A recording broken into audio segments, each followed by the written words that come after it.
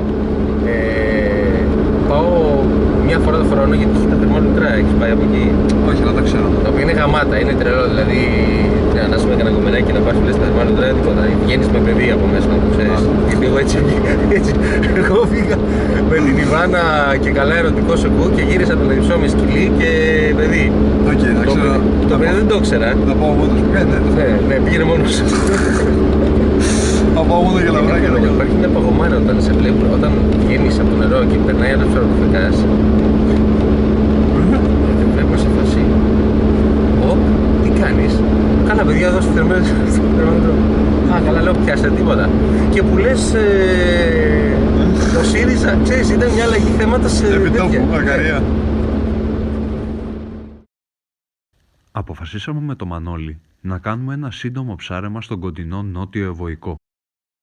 Λίγες μέρες αφού κόπασαν οι νοτιάδες και κόντρα στην πρόγνωση για έντονη βροχόπτωση, θα επισκεφθούμε συνολικά 4 κομμάτια. Τι για να τραβάει τόσο? Σταυράκι. Έλα, είναι καλή μέρα. Κάτω χαμηλά είναι. Τι, στην Αγρίδα. Γεια. Ήτανε χαμηλά στην Αγρίδα. Καλοφάγωτη! Ωραίος παίκτη! Ωραίος από... Το έπαιζε πήγε στην Αγρίδα. Έχοντας ένα θετικό ιονό, θα φτάσουμε λίγο αργότερα στο πρώτο κομμάτι. Να δούμε τι επιφυλάσσει η μέρα. Εμείς θα φάμε ψάρι.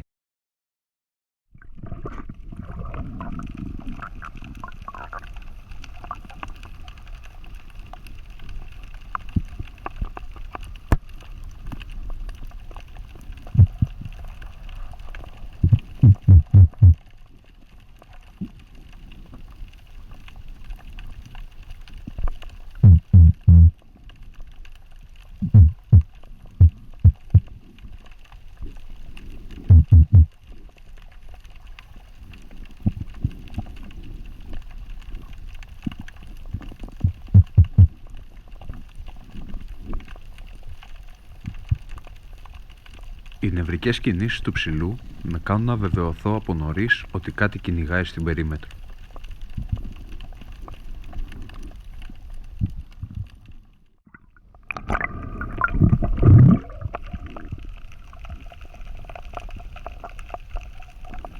Μόλις την πέμπτη βουτιά λοιπόν, ένα κοπάδι αρσενικά θα εμφανιστεί από το πέλαγος.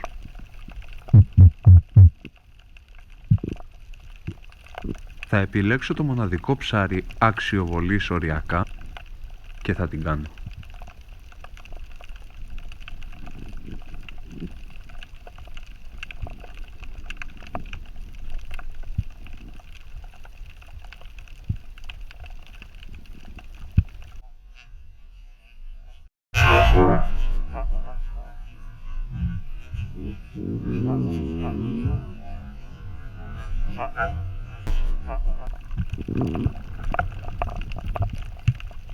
Την ίδια στιγμή όμως ο Μανώλης θα καταφέρει το πρώτο πραγματικά ωραίο ψάρι της μέρας.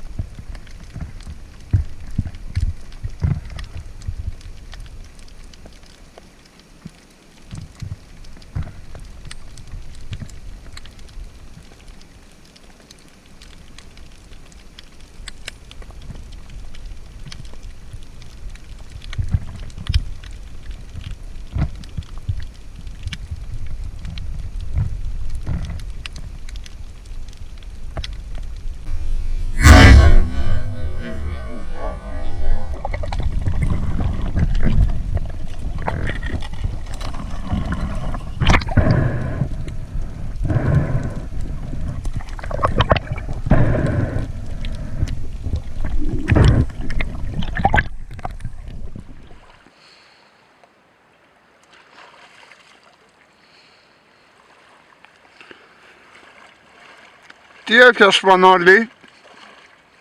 Να δω.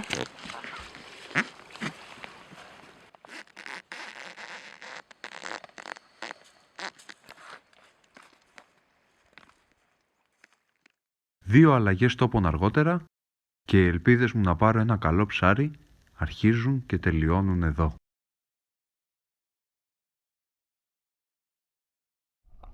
Όταν ψαρεύω λαβράκια και ιδιαίτερα σε φυκιάδες, αποφεύγω να μετακινούμε στη βουτιά. Ο λόγος είναι πως πολλές φορές τα λαβράκια καρτερεύουν ή ξεκουράζονται χωμένα ανάμεσα στις φυκιάδες. Το βίντεο αυτό λοιπόν αποτελεί ένα εξαίσιο παράδειγμα του γιατί πρέπει να είμαστε στατικοί στις βουτιές μας και γιατί αποκαλούμε τα λαβράκια ψάρια φαντάσματα. Εμφανίζονται σχεδόν πάντα ξαφνικά και από το πουθενά.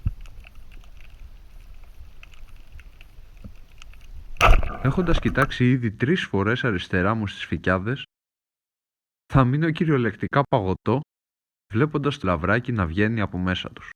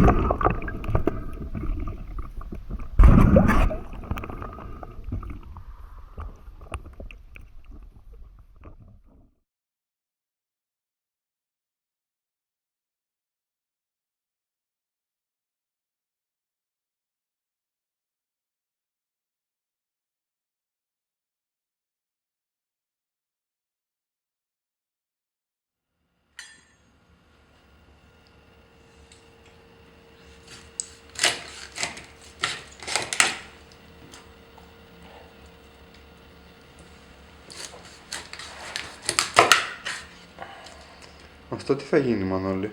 Αυτό θα γίνει φρικασέ, λαβράκι φρικασέ, με καυκαλίθρα, μυρώνι και μάραθο. Ωραίος. Για να δούμε. Έτοιμο το ψάρι μας. Λοιπόν, θα αφήσουμε το ψαράκι εδώ σε μια γωνιά. Να κόψουμε λίγο τα λαχανικά μας. Κόβουμε το βράσο μας σε τα κλασικά τα φετάκια. Κανονικά το φρικασέ ξεκινάει αντίθετα, ξεκινάει με το σοτάρισμα του κρέατος. Το φρικασέ που γίνεται με κρέας λέμε έτσι. Αλλά επειδή εδώ το ψάρι είναι σαφέστατα πιο εύκολο στο μαγείρεμα από ότι ένα αρνί που θέλει 2 ώρες για να μαλακώσει ο ιστός του και να... Ξεκινάς με τα λαχανικά. Ξεκινάς με τα λαχανικά και όταν αντιληφθείς ότι είναι σχεδόν έτοιμα, δηλαδή 15 λεπτά πριν, το ψάρι δεν θέλει πάνω από 15 λεπτά μέσα σε ζουμάκι για να γίνει.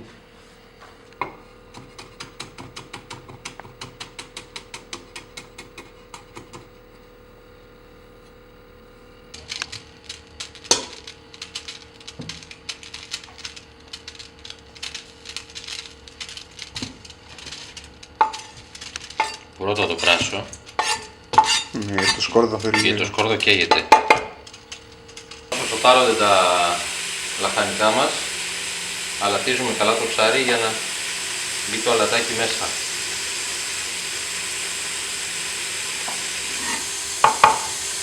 Λοιπόν, έχουμε πλύνει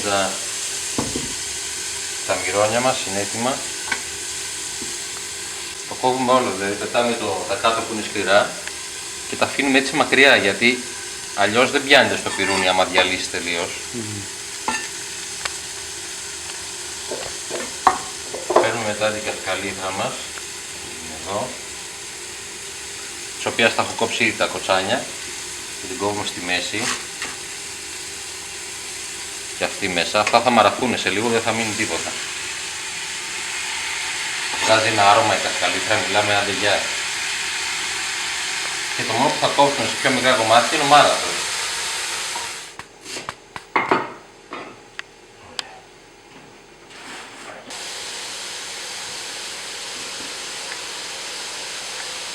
Όταν χρησιμοποιούμε κρασί για το φαγητό, Φροντίζουμε να είναι καλό το κρασί για να βγει καλό το φαγητό. φροντίζουμε να είναι καλό αφενός το κρασί, να μην είναι το παλιό κρασό που δεν μπορώ να το πιω και απλά το βάζω στο φαγητό.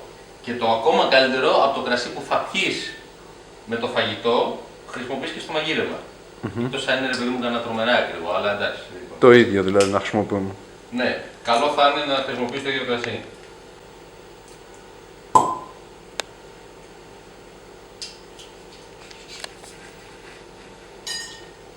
Ούτε ο Ραφαέλο δεν έπαιζε τόσο καλά τις πεταλούδες.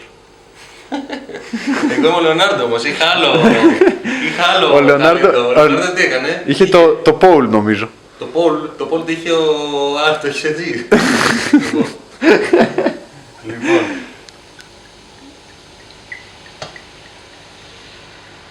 Σβήνουμε με λίγο κρασάκι. Να μας πείτε ποιος από τα χελονιτζάκια είχε το Πόλ και ποιος τις τριένες και ποιος είχε τα Globe. Ποιοι, καταρχάς να πούμε, υπάρχουν πιο βασικά. Ποια ήταν τα χελονιτζάκια. Ήταν ο Ραφαέλο. Ο Μικελάντζελο, ο Λεωνάρντο. Κάνας καλλιτέχνης ακόμα. Ραφαέλο, Μικελάντζελο. Δεν τον είπαμε τον Ραφαέλο, Λεωνάρντο. και αυτός ήταν ο Ραφαέλο. Ραφαέλο, Μικελάντζελο, Λεωνάρντο και... Τον είπαμε τον Ραφαέλο. Δεν ξέρω.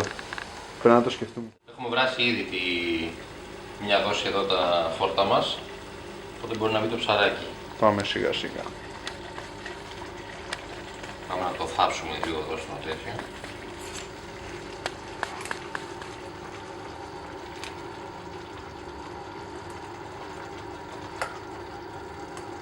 Έλα, η ώρα μας έμεινε. Ωραία. Να βάλουμε και λίγο φρέσκο πιπεράκι από πάνω. Στο σφαιράκι μας. Λοιπόν, πρώτα μαζεύουμε το ασπράδι, ρίχνουμε μόνο το ασπράδι. Φύγουμε τον κρόφο μας για μετά. Οκ. Είπαμε επίμονο το ασπράδι μας.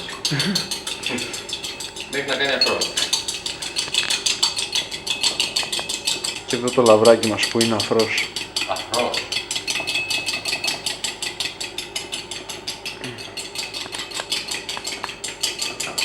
Λοιπόν, ρίχνουμε το κρόκο μέσα, χωρίς να σταματήσουμε ποτέ. Μη σταματάς. Μη σταματάς να το χτυπάς.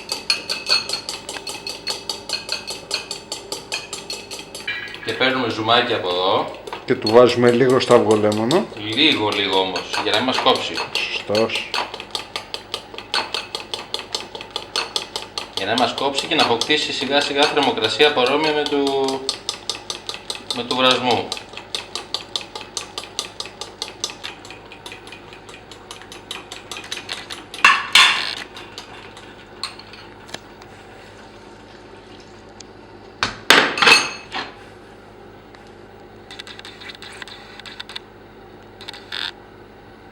Και πια δεν ανακατεύουμε με κουτάλια και με τίποτα γιατί θα σπάσουμε το ψαράκι μας. Ανακατεύουμε έτσι.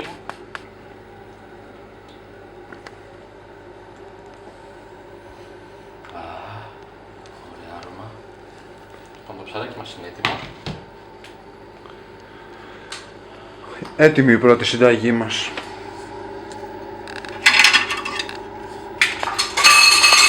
Έτοιμο, μαγόνια μου.